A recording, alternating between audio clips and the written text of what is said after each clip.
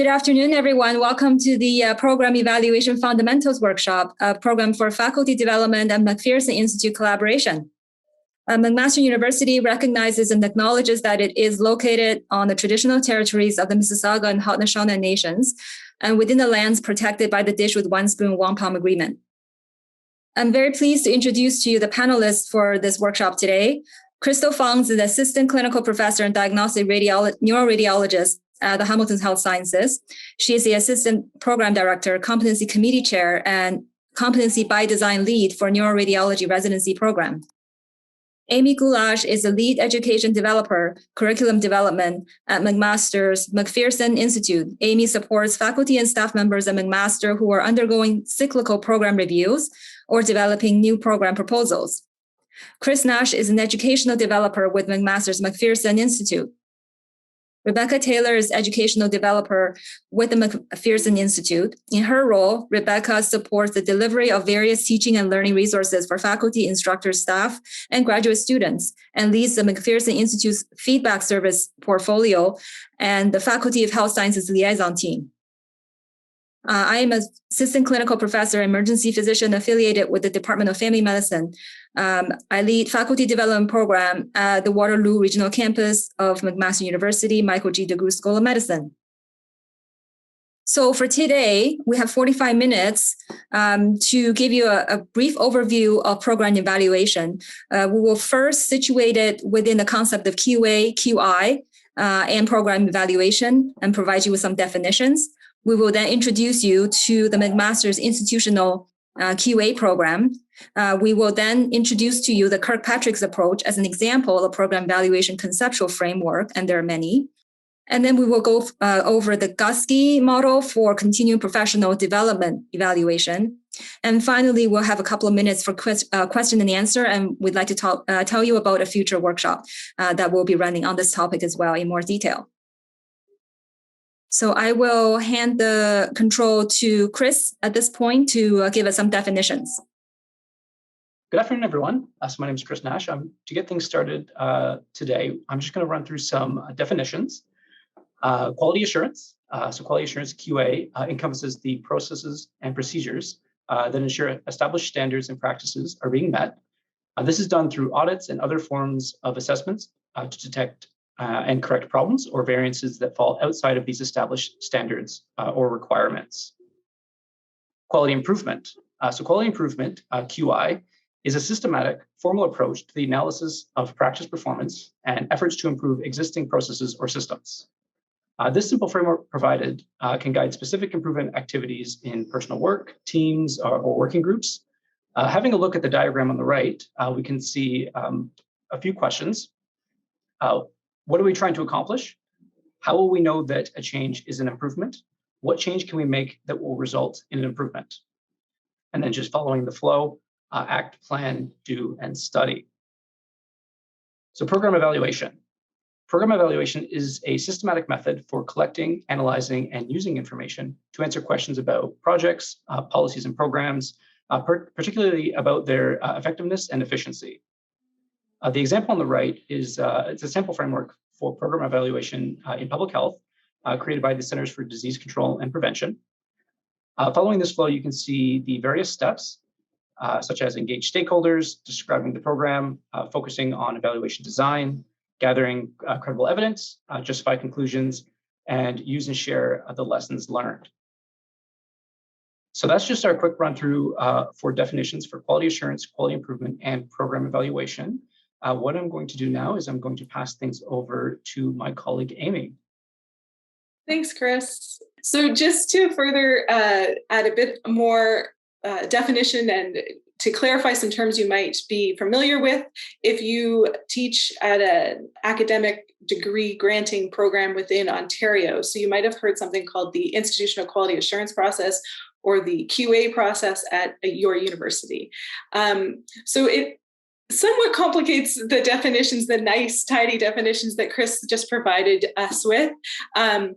So certainly this is the process for ongoing continuous review, but the philosophy behind quality assurance within the university is based on continuous improvement and to improve or enhance the student experience. So at McMaster, our ICAP policy guides both cyclical program review, so every program that grants a degree or a diploma, a graduate diploma, has to be reviewed every 8 years. This policy also governs our new program development and any major curriculum modifications. This policy, while it is unique to McMaster, is guided and aligns with the Ontario Quality Assurance Framework, which is adjudicated by the Quality Council, part of the Council of Ontario Universities. It's important to note that this council sits outside of the ministry. So this is not to be confused with the Ministry of Colleges and Universities. So there's a bit of complexity here with program review, program evaluation. So just another brief note before I pass it over to the big question of program evaluation. We talk about quality assurance, the university quality assurance process. And if you are part of or familiar with accredited programs, it can sometimes be complicated or confused. So I just wanted to clarify that the McMaster's process is driven by its own policy, and we report back to the Quality Council. And this is different from accreditation, accredited programs who are being reviewed by external boards, accreditation boards. So I've listed some there. Both of them occur on a regular schedule. Both you know well in advance this is happening. Both are program level reviews.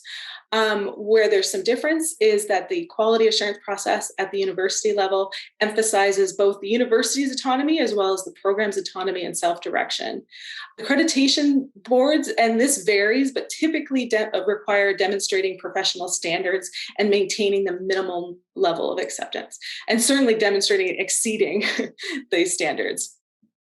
The focus of quality assurance is to highlight the student experience and to continuously be improving upon what's being offered. Again, this is different from accreditation, which is often focused on meeting or exceeding external standards. Another key difference here, and this is my last point before I turn it over to the other team members, is the difference is the outcome of a quality assurance review. So for a cyclical program review, programs that have questions raised may have other or additional institutional processes asked of them. So they may be asked to do a departmental review, or they may be asked to do an additional review within a shorter time frame. So a standard time frame would be 8 years, a shorter time, typically 4 years or less. Outcomes of a possible outcome of an accreditation review, by contrast, would be the loss or the loss of accreditation for the program. So that is it from me, and I'll turn it over to Rebecca and Crystal to lead us through the next section. Thank you. Thank you, Amy and Chris, for that great introduction. I'm glad that we now have a definition of what quality assurance, quality improvement, and program evaluation means, because these can be very confusing terms. And we now understand how large institutions are using these tools for program evaluations. But I want to apply this to so I want to make it so that people can apply these tools to their own context. So perhaps a smaller program evaluation. So first, why is program evaluation important? There are both external and internal reasons for why program evaluation is important. Some of the external motivators, and this can be some of the reasons why program evaluation starts, they can be the driving force for program evaluation, because accreditation, as Amy just talked about, a lot of accreditation bodies are now looking to ensure that educational designs and curricula have this component, the program evaluation, in place. Specifically in medical education, there has been a recent shift in thinking about how program curricula should be designed, from a more process-oriented system to now a more outcomes-oriented system. What I mean is that educators and accreditors are now looking at not only how something is being taught, not just the process, but whether the actual learning has occurred. So has the learner reached the end goal or the outcome? And to make this a little bit more granular, what I mean is that accreditors, for example, are no longer looking at simply whether an educational event has taken place. So not just that it's occurring, but whether residents or learners are attending these events. So now attendance sheets may be an important part of the curriculum. And further to that, it may also include an assessment of learning. So an in-training examination, for example, is now a very important part of a curriculum or a program design. So this new focus on outcomes has really driven program evaluation. And this directly leads to some of the internal reasons why program evaluation is important. It supports accountability. Educators are now held responsible for the learning that is to occur, and not just that they've presented the material. It follows that educators can now gain useful knowledge about the program. They can use program evaluation to identify gaps or deficiencies in their educational programs. Those are just a couple of reasons why program evaluation is important. Another external reason why program evaluation is important is, of course, funding. There are now lots of different bodies and educational programs that support educational innovation and different educational initiatives. These initiatives then allow the funding to sustain ongoing program development. So it can become a bit cyclical. So the program development leads to increased funding, funding leads to educational innovation and the sustainability of the educational program. And ultimately, arguably the most importantly, program evaluation will engage learners as well as educators in the development of the program. And so this results in increased efficacy of the programs. And of course, the end goal is to have an effect on outcomes, to improve outcomes. And in healthcare education, often the outcome that we're looking to improve is patient outcomes. So program evaluation works towards that end goal. Now that we know why program evaluation is important, how do we go about building a program evaluation process? There are lots of different evaluation models that exist out there. Here are 4 very common evaluation models that are used in healthcare education programs. There's the experimental or the quasi-experimental approach. There's Kirkpatrick's approach, the logic model, the CIPP, the context, input, process, product approach. These are all different types of models that have been used. I'm not going to go into detail about all of these models simply because of time constraints. We will have a future session where will go into more detail about some of these. Very quickly, the experimental or the quasi-experimental approach is really like a science experiment. You're looking at cohorts, 2 groups of learners, one who has the exposure to the educational activity that you are implementing and a cohort that does not have the exposure. And then you can compare the outcomes or the knowledge gained between the 2 different cohorts. That's a very simplistic model that can serve as a basis for program evaluation, but there are a lot of limitations to that type of model.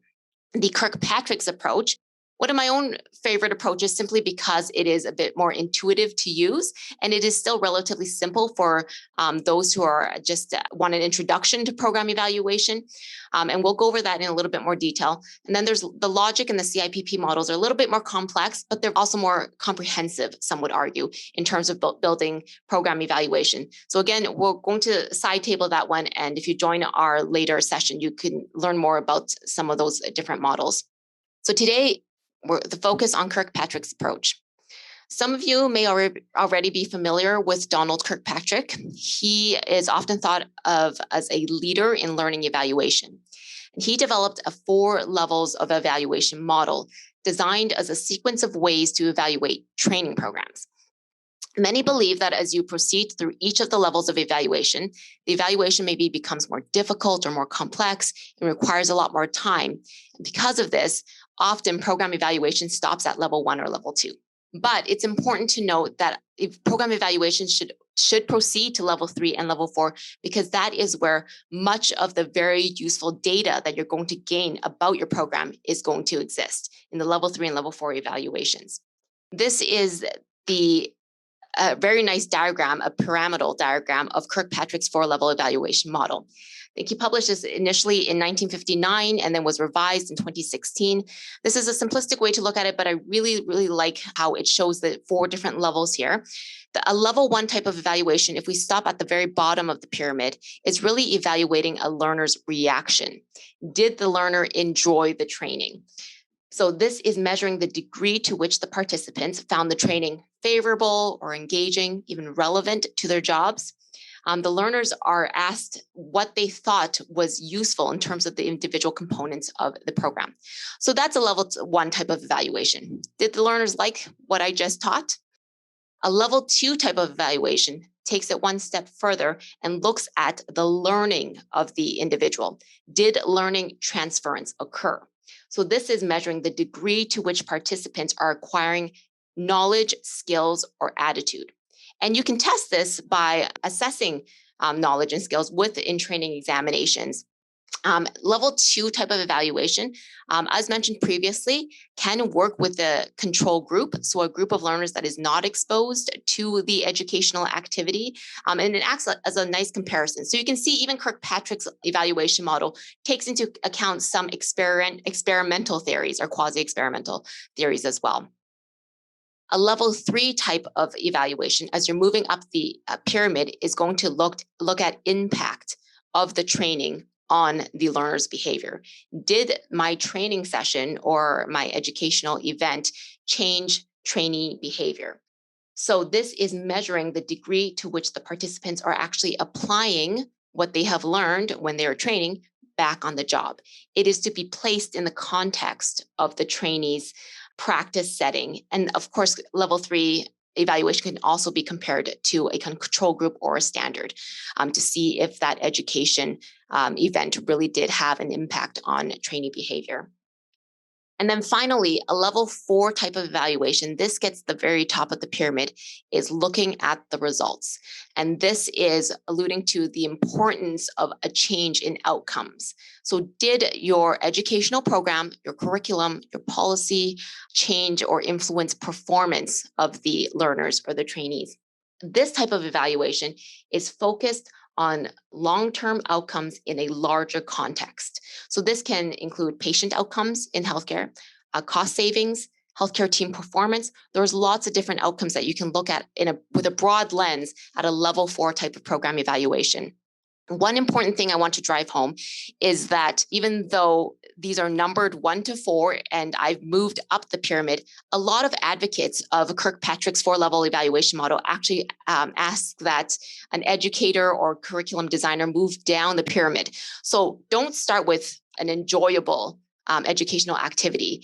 Look at what the outcomes are. What do you want to change? And when you understand your outcomes and the results that you want to have an impact on, that's really going to drive how you design your program, how you design your curriculum. And this is the basis of what's changing to competency-based medical education, for example. So really important to have these level 3 and level 4 types of program evaluations in place, because that is a lot of useful data you're going to get when you're designing curricula and educational programs.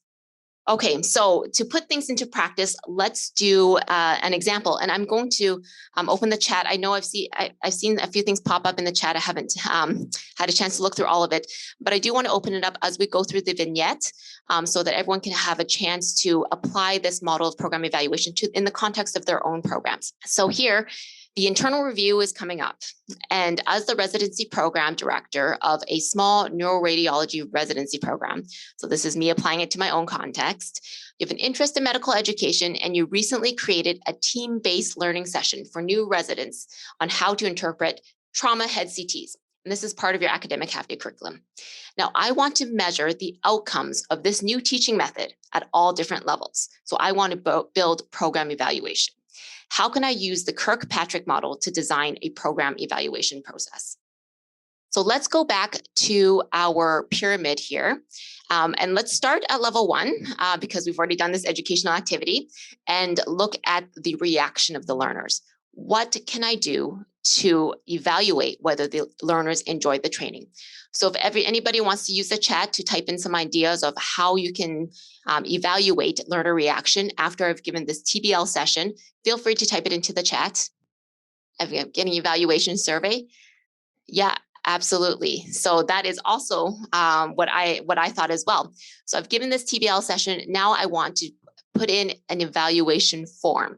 So this is going to be tailored to the reaction part of the learners. So this can be an online form, a paper form. This is just one way to evaluate reaction, but I'm going to distribute it to all the learners that attended the TBL session to see whether the learners enjoyed the training. Were they engaged? Were the topics relevant? Was the educator or who was giving the session engaging? That's a level 1 type of program evaluation. Now let's look at a level 2 type of evaluation. Using the same vignette, how can we evaluate learning, whether learning transfer occurred? Again, I'm going to open up the chat for anyone who wants to type in there how they would perform a level 2 type of evaluation for my TBL session, looking at trauma CT heads. Got someone say testing, for example, MCQ.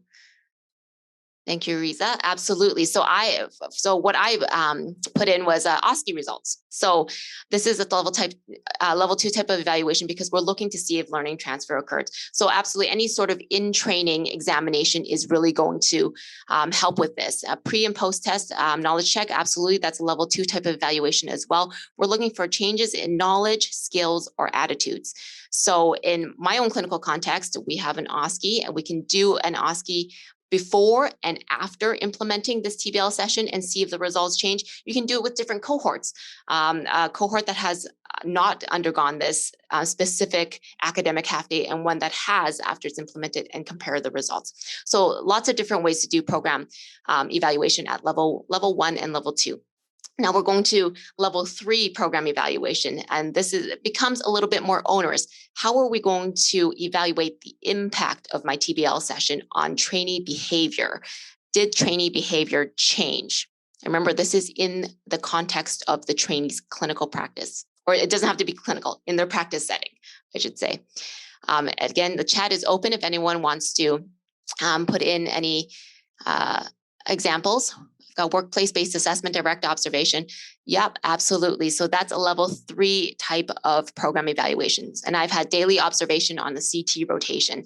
So this is what we do. We have what we call a rater evaluation form. It's truly an assessment form that teachers and educators will use in real time in the workplace setting to look at trainee behavior.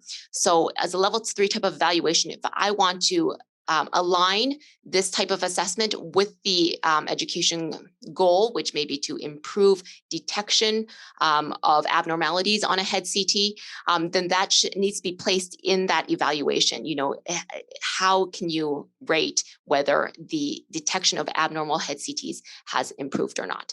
So that's a level 3 type of evaluation. As you can see, this would take more resources now as we're moving up the pyramid and can be harder to implement. Because now you need to buy-in of all the clinical teachers or the educators that are involved, and you need this to be happening in real time with the learner. So it does take a few more resources, but it's going to give you a lot of information about whether that TBL session was useful or not. And then finally, a level 4 type of evaluation. I'll just move right along. Feel free to type in your ideas in the chat. I might save these and use it for my own teaching session as the evaluation methods. But at a level 4, yes, you are looking at big picture sort of results.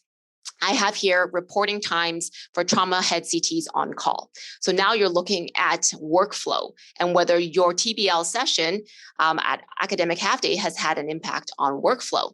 So reporting times are important for trauma head CTs because this can have an impact on patient discharge times from the ER. Can it have an impact on patient outcomes and cost savings in the healthcare system? These are level 4 type of evaluations, and it can be more granular or it can be bigger, but that is something that should be defined at the beginning. So hearkening back to what I said earlier, you do need to have these outcomes defined at the beginning in order to tailor your education sessions.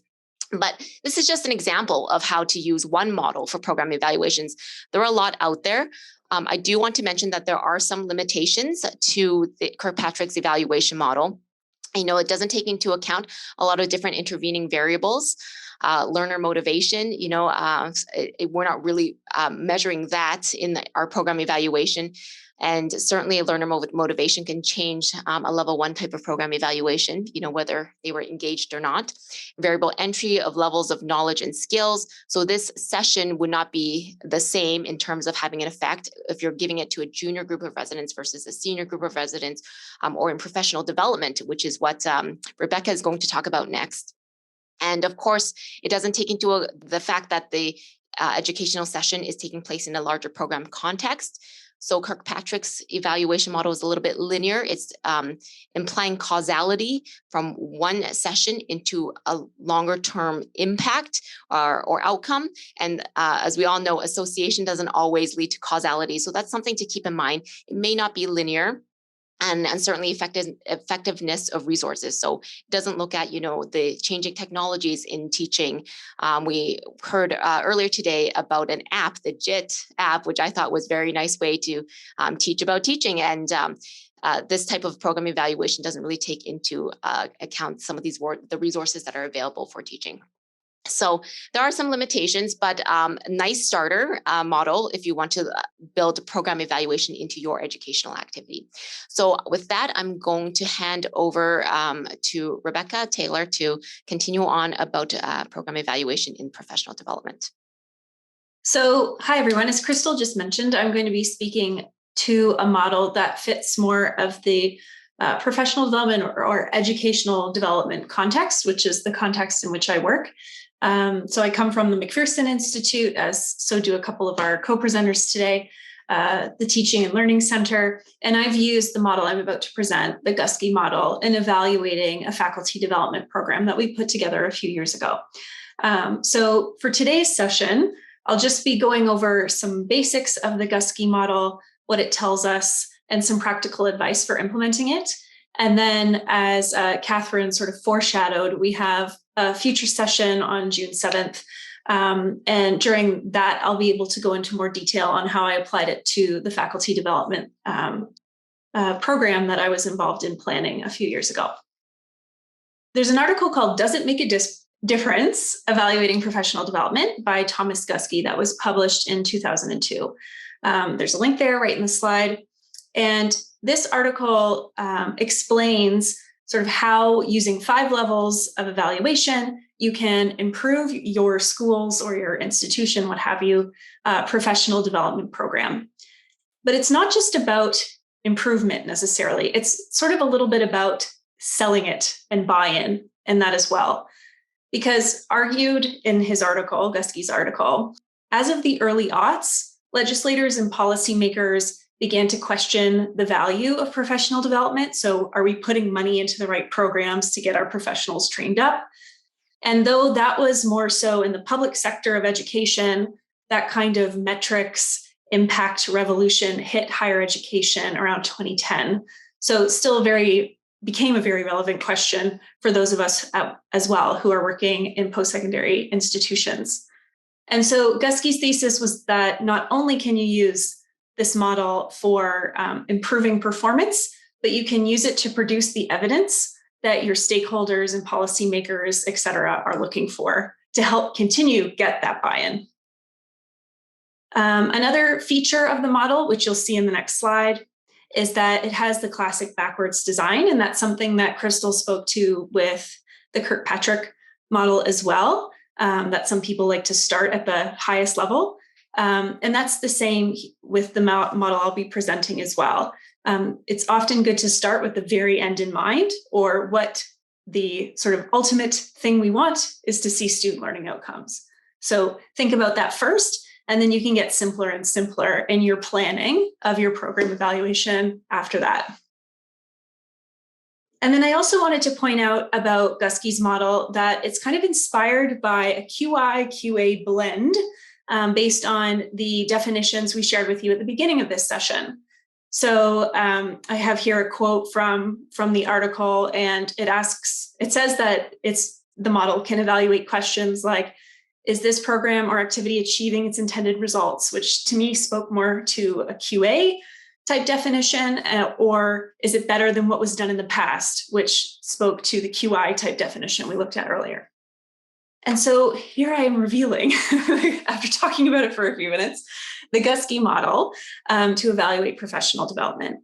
And after you take a look through the 5 different levels, it will strike you that it is similar to Kirkpatrick's model. And it is that, which is convenient. There's one major difference, though, which is that Gusky inserted a level 3. And I shouldn't say inserted. It doesn't seem like he took Kirkpatrick's model and did it. Maybe it's great minds think alike or something like that. But the novel level 3 is organizational change and support, measuring that as part of your program evaluation. And so just to take you through it briefly, through steps 1 through 5, at level 1, your sort of simplest level of evaluation, you'd want to look at participant reactions, and that can be anything from, was it valuable? Was the facilitator helpful to your learning? All the way to just sort of environmental stuff, like was the food good and was it comfortable? Because if not, you might not come back for other sessions. Number 2 is participants learning. So great examples given in the chat for different ways to measure this, like a pre-post knowledge check, that sort of thing. And then we have the organization change and support level. And so questions that can help answer are, does the organization support the same learnings as that PD session facilitated? Because the idea there is that if you're teaching individuals to use a particular set of skills or approach to something that they're doing, but the institution or where they work has a very different way of doing things, that will kind of quash the ability for these individuals to do that work that you're training. So if you have alignment with the organization and what you're teaching or what the individuals are going off and applying, that's going to make it as successful as possible. Then level 4, we have new skills, so the application of the knowledge. And then finally, student learning outcomes, or the bottom line. So did it get as far as we wanted? Did it affect students at the end of the day? And did it benefit their learning? This table here is just showing a few different examples of how sort of the instruments or the ways that you could collect evidence at each of these 5 different levels. One thing that you might notice is that questionnaires are a great start for level 1, and that was suggested by someone in the chat for the Kirkpatrick model, but it also could pop up and be useful at most of the other levels as well, just tailoring the questions to those different levels of evaluation.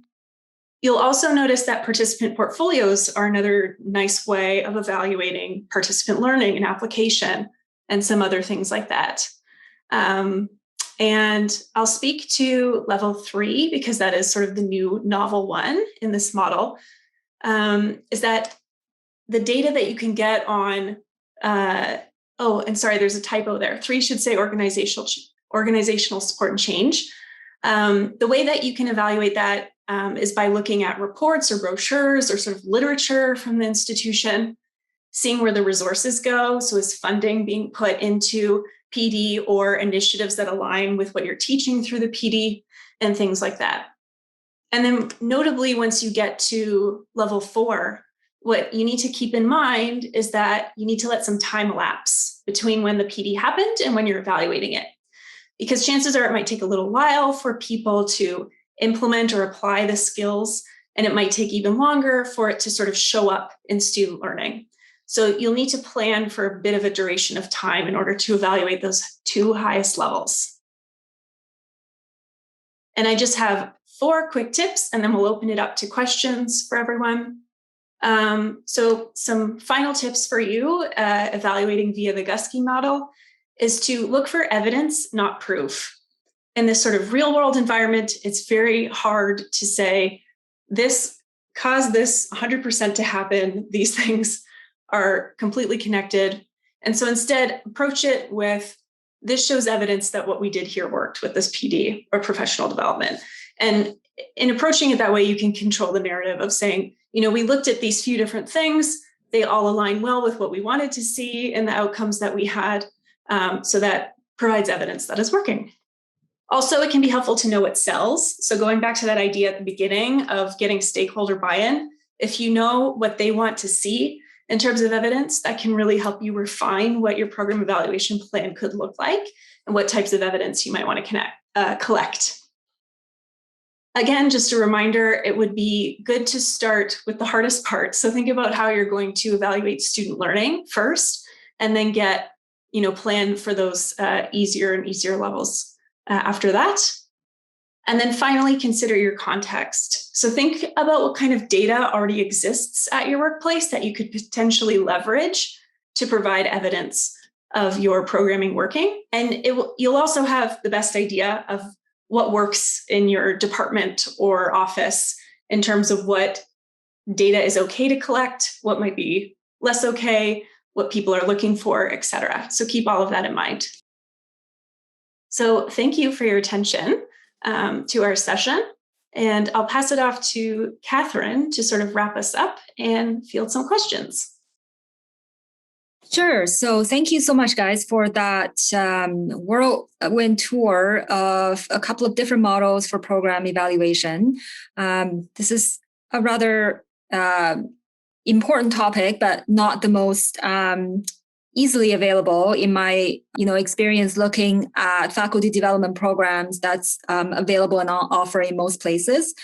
So that was kind of the original intent, that we brought this team together to be able to address this gap in knowledge for a lot of educational leaders where they suddenly find themselves in the position to be leading an educational program, and this is a part of their responsibility that's quite important.